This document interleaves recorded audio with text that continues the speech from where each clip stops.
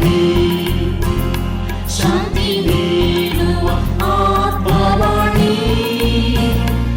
ಇದು ಅಮೃತವಾಣಿ, ಇದು ಅಮೃತವಾಣಿ, ಇದು ಆತ್ಮದ ಅಮೃತವಾಣಿ. ಇದು ಅಮೃತವಾಣಿ, ಇದು ಅಮೃತವಾಣಿ, ಇದು ಆತ್ಮದ ಅಮೃತವಾಣಿ.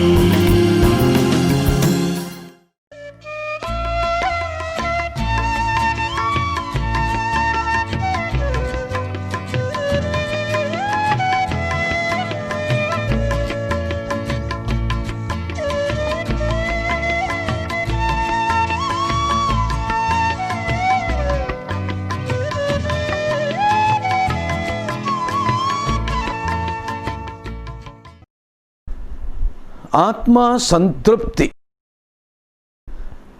ಸಂತೃಪ್ತಿ ಕಾರ್ಯಕ್ರಮಗಳನ್ನು ವೀಕ್ಷಿಸ್ತಿರುವಂಥ ನನ್ನೆಲ್ಲ ಪ್ರಿಯ ಸಹೋದರ ಸಹೋದರಿಯರನ್ನು ನಮ್ಮ ರಕ್ಷಕನಾದ ಯೇಸು ಕ್ರಿಸ್ತನ ದಿವ್ಯ ನಾಮದಲ್ಲಿ ನಾನು ವಂದಿಸ್ತೇನೆ.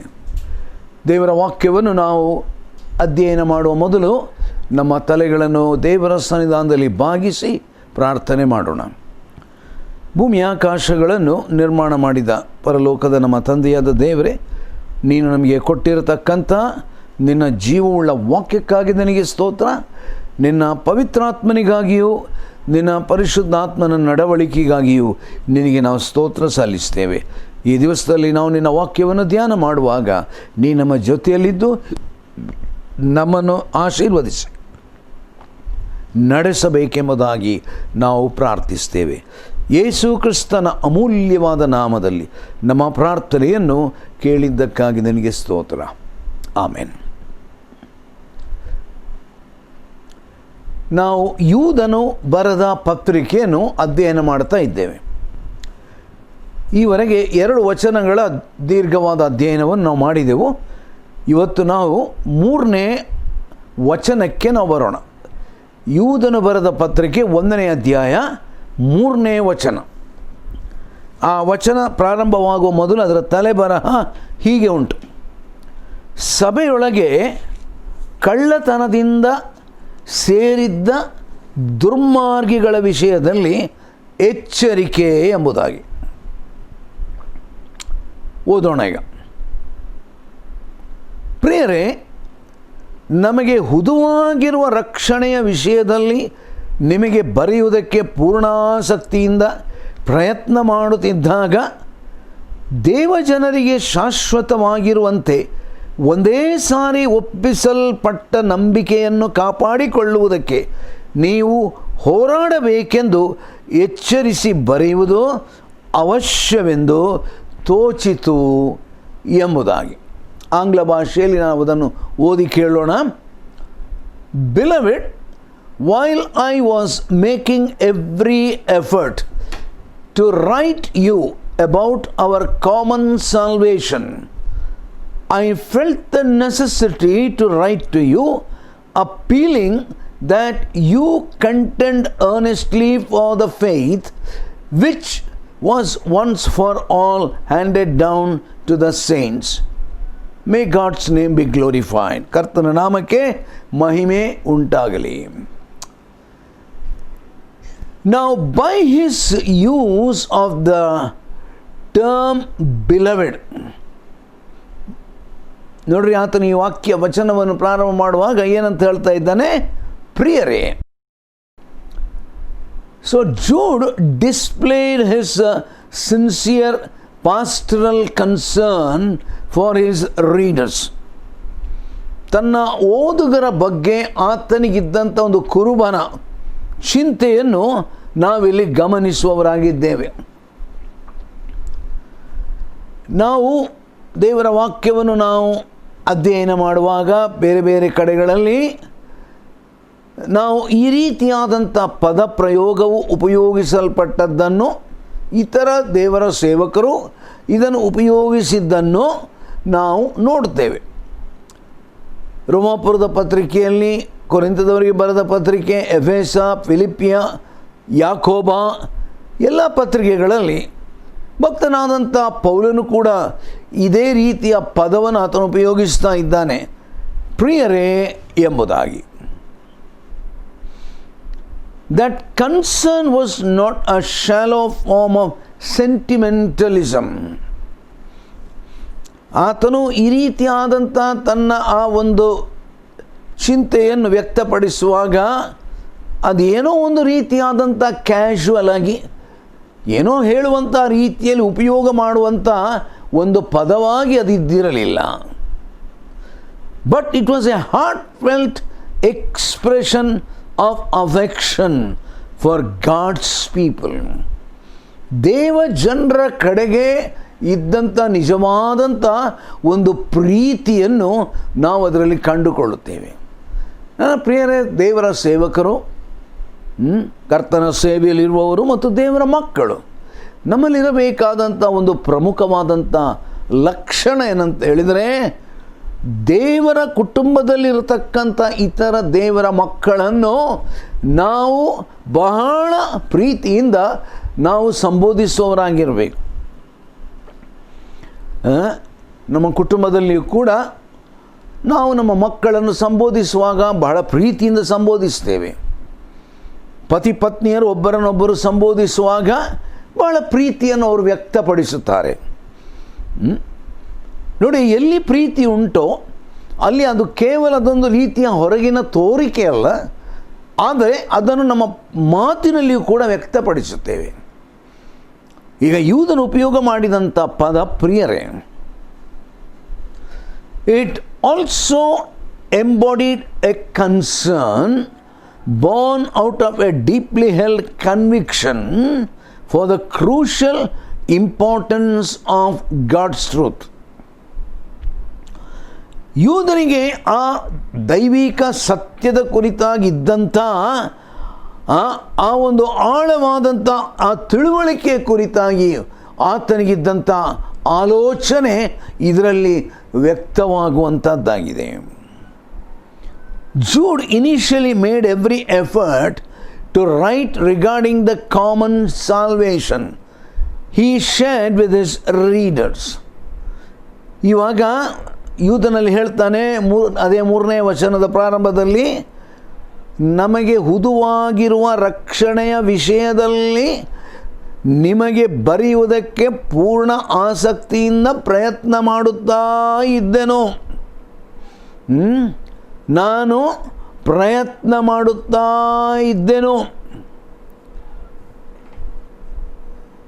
ಅಂದರೆ ಅವನ ಉದ್ದೇಶ ಏನಂತ ಹೇಳಿದ್ರೆ, ಈ ಪತ್ರ ಬರೆಯುವಾಗ ದೇವರು ನಮಗೆ ಕರ್ತನಾದ ಯೇಸು ಕ್ರಿಸ್ತನಲ್ಲಿ ಕೊಟ್ಟಂಥ ಆ ರಕ್ಷಣೆಯ ಮಹತ್ವ ಮತ್ತು ಅದರ ಶ್ರೇಷ್ಠತೆ ಇದನ್ನೆಲ್ಲ ಬರಿಬೇಕು ಅಂತೇಳಿ ಅವನು ಆಲೋಚನೆ ಮಾಡ್ತಾ ಇದ್ದ. ಏನೇ ಇರಲಿ, whatever the case, the presence of false teaching restrained him. ಆದರೆ ಆ ದಿವಸಗಳಲ್ಲಿ ಬಹಳವಾಗಿ ಪ್ರಚಲಿತವಾಗಿದ್ದಂಥ ದುರ್ಬೋಧನೆಗಳು ಈಗ ತಾನು ಬರೆಯಬೇಕಾಗಿದ್ದಂಥ ಆ ಹುದುವಾಗಿರುವ ರಕ್ಷಣೆಯ ಕುರಿತಾದಂಥ ಸತ್ಯಕ್ಕಿಂತಲೂ ಈ ವಿಚಾರ ಪ್ರಾಮುಖ್ಯ ಎಂಬುದನ್ನು ಆತನು ತಿಳ್ಕೊಂಡ. That was an urgent need of the church. ರಕ್ಷಣೆಯ ವಿಷಯ ನಾವು ತಿಳ್ಕೊಳ್ಬೇಕು. ಖಂಡಿತವಾಗಿಯೂ ನಮಗಿರತಕ್ಕಂಥ ರಕ್ಷಣೆಯ ಶ್ರೇಷ್ಠತೆ, ಅದರ ಸತ್ಯಾಂಶಗಳು ನಮಗೆ ತಿಳಿದಿರಬೇಕು.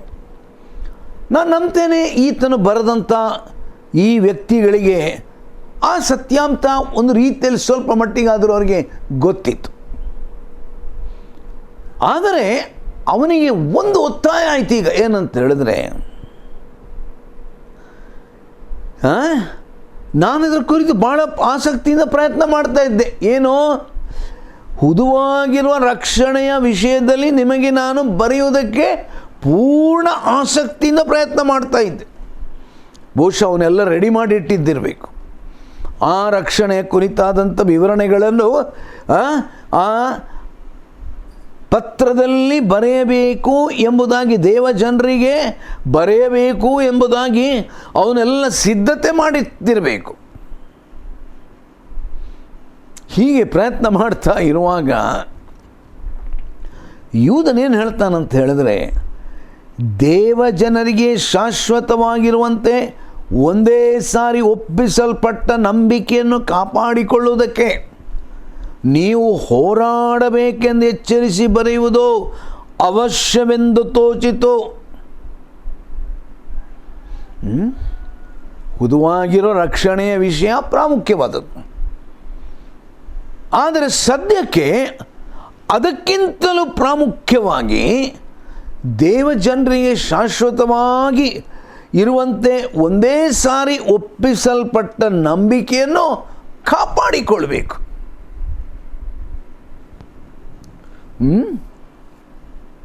ಯಾಕೆ ಇದನ್ನು ಆತನು ಬರೀತಾ ಇದ್ದಾನೆ? Why do you think that Jude wrote like this?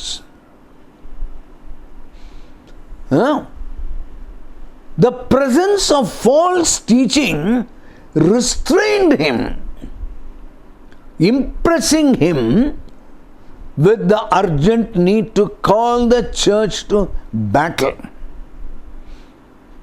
ಆ ದಿವಸದಲ್ಲಿ ಪ್ರಚಲಿತದಲ್ಲಿದ್ದಂಥ ಕೆಲವಾರು ದುರ್ಬೋಧನೆಗಳು ಜನರು ಇವಾಗ ತಪ್ಪಿ ಹೋಗಬಾರದು.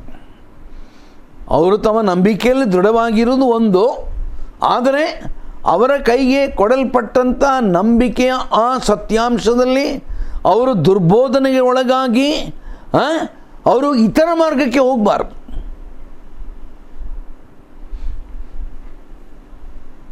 But that very salvation was under assault by apostates. ಆದರೆ ಯೂದನು ಇದರ ಕುರಿತಾಗಿ ಆಲೋಚನೆ ಮಾಡುವಾಗ ಯಾವ ರಕ್ಷಣೆಯ ಕುರಿತಾಗಿ ನಾನು ಇವರಿಗೆ ಬರಿಬೇಕೆಂಬುದಾಗಿದ್ದನ, ಆದರೆ ಆ ರಕ್ಷಣೆಯನ್ನೇ ವಿರೋಧಿಸುವಂಥ ದುರ್ಬೋಧನೆಗಳು ಈ ದಿವಸ ಸಭೆಯೊಳಗೆ ಅದು ಬಹಳವಾಗಿ ತಾಂಡವವಾಡ್ತಾ ಉಂಟಲ್ಲ. ಈ ಚಿಂತೆ ನೋಡ್ರಿ ಯೂದನಿಗೆ ಬಂತು. Like Paul who wrote to the Corinthians, for necessity is laid upon me, yes, woe is me if I do not preach the gospel. ಭಕ್ತನಾದಂಥ ಪೌಲನು ಕೊರಿಂಥದವರಿಗೆ ಬರೆಯುವಾಗ 1 ಕೊರಿಂಥ 9:16 ಏನು ಹೇಳ್ತಾನಂತ ಹೇಳಿದರೆ, ನನಗೆ ಒಂದು ಒತ್ತಡ ಉಂಟು, ಒಂದು ಬಹಳ ಅವಶ್ಯಕವಾದಂಥ ವಿಷಯ. ಏನದು? ನಾನು ಸುವಾರ್ತೆಯನ್ನು ಸಾರದಿದ್ದರೆ ಅಯ್ಯೋ ನನ್ನ ಗತಿಯನ್ನು ಏನೆಂದು ಹೇಳಲಿ.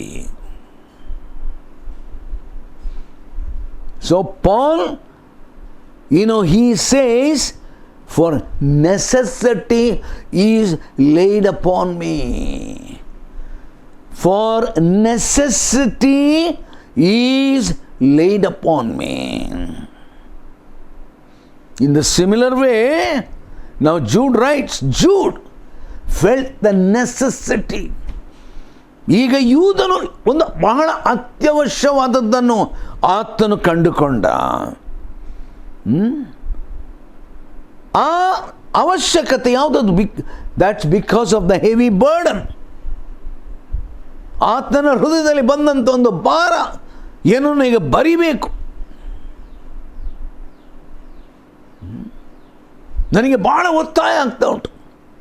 ರಕ್ಷಣೆ ವಿಷಯ ಅದು ಬಹಳ ಪ್ರಾಮುಖ್ಯ, ಆದರೆ ಈಗ ಅದಕ್ಕಿಂತಲೂ ಪ್ರಾಮುಖ್ಯವಾಗಿ ಇನ್ನೊಂದು ವಿಷಯ ನಾನು ಬರೀಲೇಬೇಕೀಗ.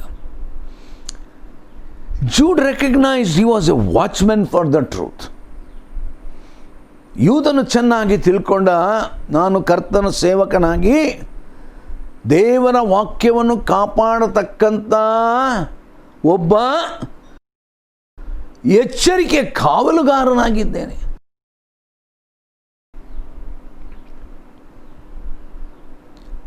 ನಾವು ಎಹೆಜ್ಕೇಲನ ಪ್ರವಾದನೆ ಗ್ರಂಥ 3ನೇ ಅಧ್ಯಾಯ 16ರಿಂದ 21ನೇ ವಚನದವರೆಗೆ ನಾವು ಓದುವಾಗ ದೇವರು ತನ್ನ ಪ್ರವಾದಿಗೆ ಆತನು ಹೇಳಿದಂಥ ಮಾತುಗಳಲ್ಲಿ ಆತನು ತಾನು ಕಾವಲುಗಾರನಾಗಿದ್ದೇನೆ, ಕಾವಲುಗಾರನಾಗಿ ನನಗೊಂದು ಎಚ್ಚರಿಕೆ ಮಾಡುವಂಥ ಕೆಲಸ ಉಂಟು ನನಗೆ.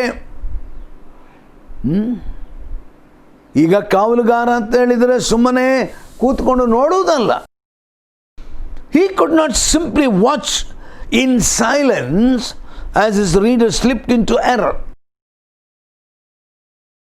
ಅವನು ಓದುತ್ತಿದ್ದಂಥ, ಅವರು ಓದಬೇಕಾದಂಥ ಈ ಪತ್ರವನ್ನು ಓದುತ್ತಿರಬೇಕಾದಂಥ ವ್ಯಕ್ತಿಗಳು ಅವರು ತಪ್ಪಿಗೆ ಜಾರಿ ಹೋಗ್ತಾ ಇದ್ದಾರೆ, ಈಗ ದುರ್ಬೋಧನೆಗಳಿಗೆ ಒಳಗಾಗ್ತಿದ್ದಾರೆ. His fervent passion for sound doctrine,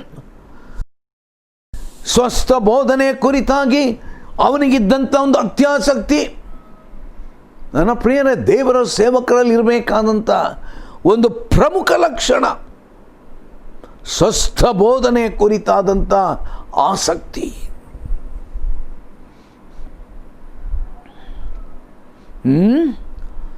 He had a passion for the sound doctrine,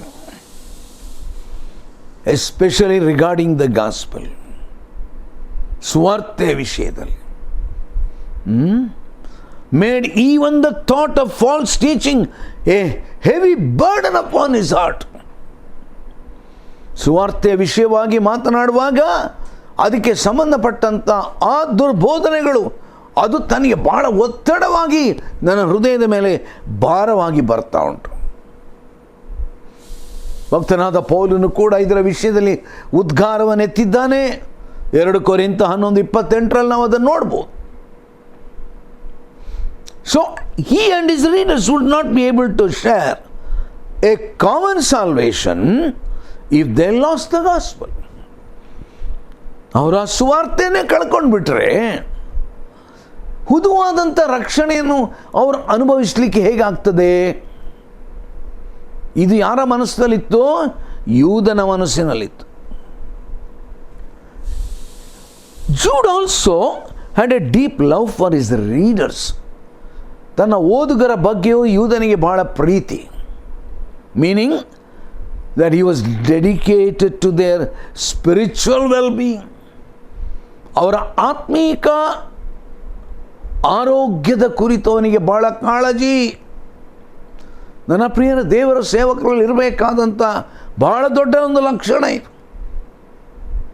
ಕುರುಬರಾಗಿ ಕುರಿಗಳು ಅವುಗಳು ಆತ್ಮೀಕವಾದಂಥ ಒಂದು ಉತ್ತಮವಾದಂಥ ರೀತಿಯಲ್ಲಿ ಅವರು ಜೀವಿಸಬೇಕು.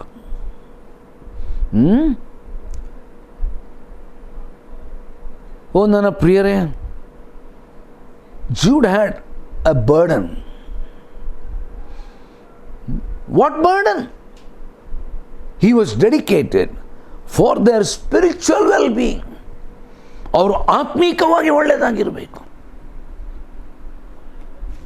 ನೋಡಿ, ತಂದೆ ತಾಯಿಗಳಿಗೆ ಸಾಧಾರಣವಾಗಿ ತಮ್ಮ ಮಕ್ಕಳ ಆರೋಗ್ಯದ ಬಗ್ಗೆ ಬಹಳ ಕಾಳಜಿ.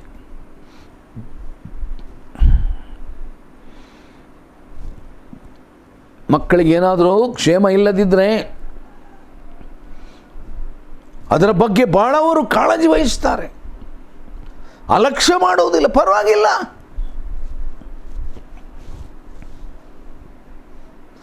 ನೋಡಿ, ಆ ಮಕ್ಕಳಿಗೆ ಬೇರೆಲ್ಲ ಇರ್ಬೋದು. ಶಾಲೆಗೆ ಹೋಗಬೇಕು, ಪಾಠ ಓದಬೇಕು, ಇದೆಲ್ಲ ಪ್ರಾಮುಖ್ಯವೇ. ಆದರೆ ಈಗ ತಂದೆ ತಾಯಿಗಳೇನು ಹೇಳ್ತಾರೆ? ಮೊದಲು ನಿನಗೆ ಆರೋಗ್ಯ ಬೇಕಪ್ಪ, ಆರೋಗ್ಯ ಇದ್ದರೆ ಓದ್ಬೋದು, ಆರೋಗ್ಯ ಇದ್ದರೆ ಒಳ್ಳೆ ರೀತಿಯಲ್ಲಿ ಕಲಿಬೋದು, ಶಾಲೆಗೆ ಹೋಗ್ಬೋದು. ನನ್ನ ಪ್ರಿಯ ಸಹೋದರ ಸಹೋದರಿ, ಎಷ್ಟು ಸತ್ಯ ಇದು. ನಾವು ದೇವರ ವಾಕ್ಯ ಬೇಕಾದಷ್ಟು ಓದ್ಬೋದು, ಕಲಿಬೋದು, ಜ್ಞಾನಿಗಳಾಗ್ಬೋದು, ಇದೆಲ್ಲ ಪ್ರಾಮುಖ್ಯ. ದೇವರ ವಾಕ್ಯದ ತಿಳುವಳಿಕೆ, ಎಲ್ಲ ವಿಷಯಗಳು ಗೊತ್ತಿರುವುದೋ ಬಹಳ ಪ್ರಾಮುಖ್ಯ. ನಮ್ಮ ಹುದುವಾದ ರಕ್ಷಣೆಯ ಕುರಿತಾದಂಥ ತಿಳುವಳಿಕೆ ನಮಗಿರುವಂಥದ್ದು ಒಳ್ಳೆಯದು. ಆದರೆ ಈಗ ಯೂದನಿಗಿದ್ದಂಥ ಒಂದು ಆಲೋಚನೆ ಏನಂತ ಹೇಳಿದರೆ, ಅವರ ಆತ್ಮೀಕವಾದ ಆರೋಗ್ಯ ಎಲ್ಲ ಸರಿ ಇದ್ದು ಆತ್ಮಿಕ ಆರೋಗ್ಯ ಇಲ್ಲದಿದ್ದರೆ ಏನು ಪ್ರಯೋಜನ? So accordingly his tone conveyed a genuine care similar to that of Paul. ಭಕ್ತನಾದಂಥ ಪೌಲನು ಯಾವ ಚಿಂತೆಯನ್ನು ಆತನು ವ್ಯಕ್ತಪಡಿಸಿದನೋ ಅದೇ ರೀತಿಯಲ್ಲಿ ಈಗ ಯೂದನು ಕೂಡ ಚಿಂತೆಯನ್ನು ವ್ಯಕ್ತಪಡಿಸ್ತಾ ಇದ್ದಾನೆ. ಪೌಲನೇನು ಮಾಡಿದ? ನಾವು ಅಪೊಸ್ತಲ ಕೃತ್ಯಗಳ ಪುಸ್ತಕ 20ನೇ ಅಧ್ಯಾಯ 31ನೇ ವಚನವನ್ನು ನೋಡುವಾಗ ಭಕ್ತನಾದಂಥ ಪೌಲನು ಎಫೆಸದ ಆ ಹಿರಿಯರನ್ನು ಕರೆದು ಮಾತನಾಡುವಾಗ ಅವನೊಂದು ಎಚ್ಚರಿಕೆ ಹೇಳ್ತಾ ಇದ್ದಾನೆ. Therefore be on alert, ಎಚ್ಚರಿಕೆಯಾಗಿರ್ರಿ. Remembering that night and day for a period of 3 years, 3 ವರ್ಷಗಳವರೆಗೆ ರಾತ್ರಿ ಹಗಲು I did not cease to admonish each one with the tears. ನಿಮ್ಮಲ್ಲಿ ಪ್ರತಿಯೊಬ್ಬೊಬ್ಬರಿಗೆ ಕಣ್ಣೀರಿನಿಂದ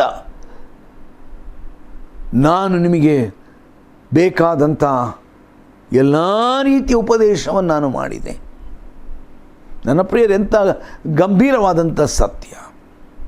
ಒಬ್ಬ ದೇವರ ಸೇವಕರಲ್ಲಿ ಇರಬೇಕಾದಂಥದ್ದು ಇತರರ ಬಗ್ಗೆ ಕಾಳಜಿ, ಇತರರ ಆತ್ಮೀಕ ಆರೋಗ್ಯದ ಕುರಿತು ಕಾಳಜಿ. ನನ್ನ ಪ್ರಿಯರೇ, ಈ ದಿವಸದಲ್ಲಿ ವಾಕ್ಯ ಕೇಳುತ್ತಿರುವಂಥ ನನ್ನ ಪ್ರಿಯ ಜನರೇ, ಪ್ರತ್ಯೇಕವಾಗಿ ದೇವ ಸೇವಕರೇ, ನಮಗೆ ಎಷ್ಟರ ಮಟ್ಟಿಗೆ ಇತರರ ಕುರಿತು ಕಾಳಜಿ ಉಂಟು? ಇತರರ ಆತ್ಮೀಕ ಆರೋಗ್ಯದ ಕುರಿತು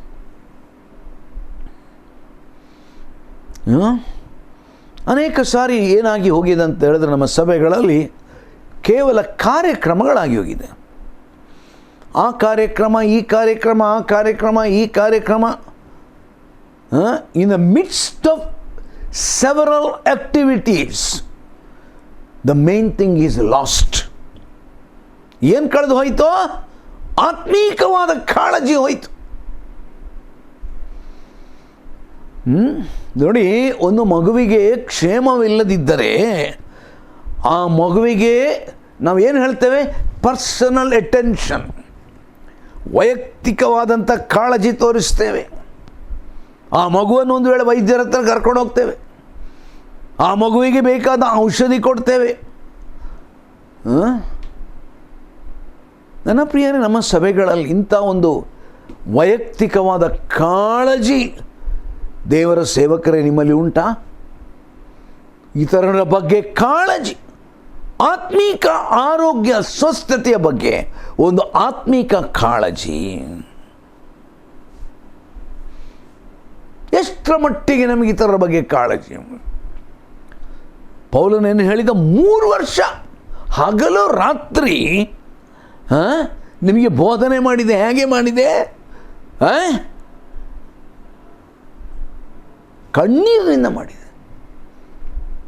ನಾನು ನಿಮ್ಮನ್ನು ಗದರಿಸಿದ್ದಲ್ಲ, ಕಣ್ಣೀರಿನಿಂದ ನಿಮ್ಮ ಹತ್ರ ಕೇಳಿಕೊಂಡೆ. ನನ್ನ ಪ್ರಿಯರೇ, ಈ ದಿವಸದಲ್ಲಿ ಸೇವಕರಂತ ಹೇಳುವವರಲ್ಲಿ ನಮ್ಮಲ್ಲಿ ಎಷ್ಟರ ಮಟ್ಟಿಗೆ ನಮ್ಮ ಸಭಿಕರ ಕುರಿತು, ನಮ್ಮ ಜನರ ಕುರಿತು ಕಾಳಜಿ, ಕಣ್ಣೀರು, ಆ ಭಾರ ನಮಗೆ ಉಂಟು. ಕೇವಲ ಕಾರ್ಯಕ್ರಮ ಮಾಡಿಬಿಟ್ರೆ ಆಯ್ತಾ? ಭಾನುವಾರದ ಪ್ರೋಗ್ರಾಮು, ಇನ್ನು ಉಳಿದ ವಾರದ ಪ್ರೋಗ್ರಾಮು, ಆ ಪ್ರೋಗ್ರಾಮು, ಈ ಪ್ರೋಗ್ರಾಮು ಎಲ್ಲ ಒಳ್ಳೆಯದೇ, ಪ್ರೋಗ್ರಾಮ್ಗಳೆಲ್ಲ ಒಳ್ಳೆಯದು. ಆದರೆ ಇತರರ ಆತ್ಮೀಕ ಜೀವನದ ಕಾಳಜಿ ನಮ್ಮಲ್ಲಿಲ್ಲದಿದ್ದರೆ ನಮ್ಮ ಉದ್ದೇಶ ನಾವು ಅದರಲ್ಲಿ ಮಿಸ್ ಮಾಡಿಕೊಂಡಿದ್ದೇವೆ. ನನ್ನ ಪ್ರಿಯರೇ, ಈ ವಾಕ್ಯದ ಎಚ್ಚರಿಕೆಯಲ್ಲಿ ಹಿನ್ನೆಲೆಯಲ್ಲಿ ನಾವು ನಮ್ಮನ್ನು ಪರೀಕ್ಷಿಸಿಕೊಳ್ಳೋಣ. ಪ್ರಾರ್ಥನೆ ಮಾಡೋಣ. ಭೂಮಿ ಆಕಾಶಗಳನ್ನು ನಿರ್ಮಾಣ ಮಾಡಿದ ಪರಲೋಕದ ನಮ್ಮ ತಂದೆಯಾದ ದೇವರೇ, ನಿನ್ನ ದಾಸನಾದಂಥ ಯೂದನು ಕರ್ತನೆ ದೇವಜನರಿಗೆ ಅವಶ್ಯವಿರುವಂಥ ಹುದುವಾಗಿರೋ ರಕ್ಷಣೆಯ ವಿಷಯದಲ್ಲಿ ಬರೆಯಬೇಕೆಂಬಂಥ ಆಸಕ್ತಿ ಇದ್ದಾಗ್ಯೂ ದೇವಜನರಿಗೆ ಶಾಶ್ವತವಾಗಿ ಇರುವಂತೆ ಒಂದೇ ಸಾರಿ ಒಪ್ಪಿಸಲ್ಪಟ್ಟಂಥ ನಂಬಿಕೆಯನ್ನು ಕಾಪಾಡಿಕೊಳ್ಳುವುದಕ್ಕೆ ನೀವು ಹೋರಾಡಬೇಕೆಂದು ಎಚ್ಚರಿಸಿದ. ನನ್ನ ಪ್ರಿಯರ, ಈ ದಿವಸದಲ್ಲಿ ಅನೇಕ ಸಾರಿ ದೇವರ ಸೇವಕರಲ್ಲಿ ಇತರರ ಬಗ್ಗೆ ಕಾಳಜಿ ಕಡಿಮೆ ಆಯಿತು.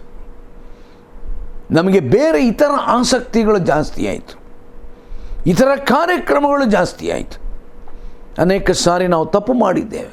ನಾನು ಭಾಳ ಬ್ಯುಸಿ ಇದ್ದೇನೆ, ನಾನು ಭಾಳ ಕಾರ್ಯಕ್ರಮದಲ್ಲಿ ತರಾತುರಿಯಲ್ಲಿದ್ದೇನೆ.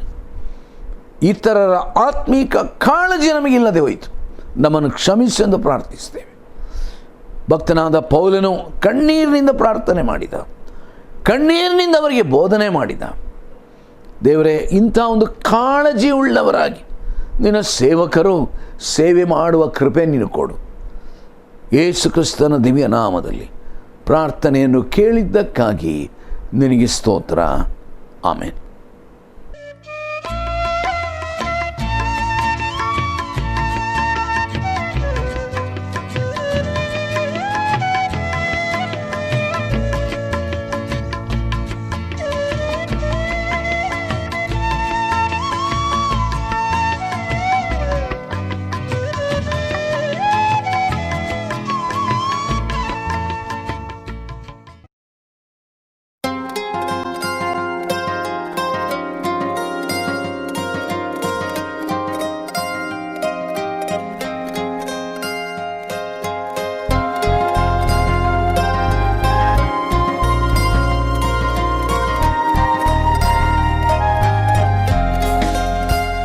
ಸ್ತುತಿಗೊಳಿಸುವ ಜೀವವಾಣಿ, ಶಾಂತಿ ನೀಡುವ